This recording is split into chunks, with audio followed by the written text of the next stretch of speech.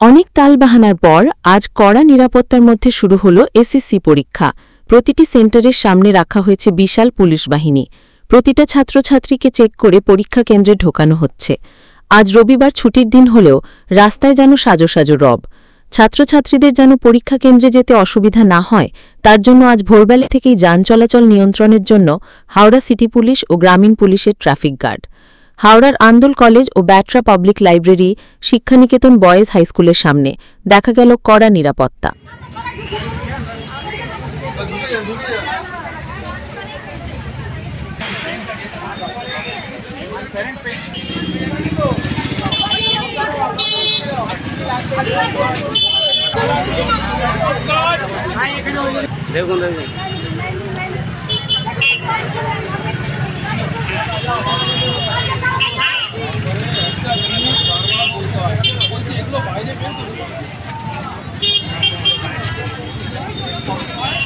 সমস্ত পরীক্ষার্থীদের উদ্দেশ্যে ঘোষণা, আপনারা যারা ফিজিক্যাল চেকিং করে পরীক্ষা কেন্দ্রে প্রবেশ করছেন, আপনাদের উদ্দেশ্যে ঘোষণা, একবার পরীক্ষা কেন্দ্রে প্রবেশ করার পর আর দুপুর 1টার পরে, অর্থাৎ পরীক্ষা শেষ হওয়ার পরে দুপুর 1টার আগে কাউকে বাইরে বেরোনোর অনুমতি দেওয়া হবে না।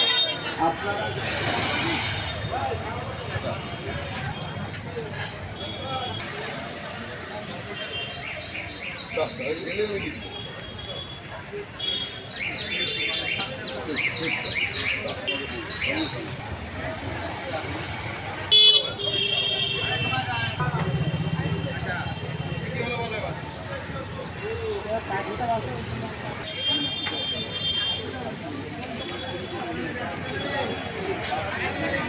আর মাত্র কটা দিন বাকি বাঙালির সবথেকে বড় উৎসব দুর্গাপূজার।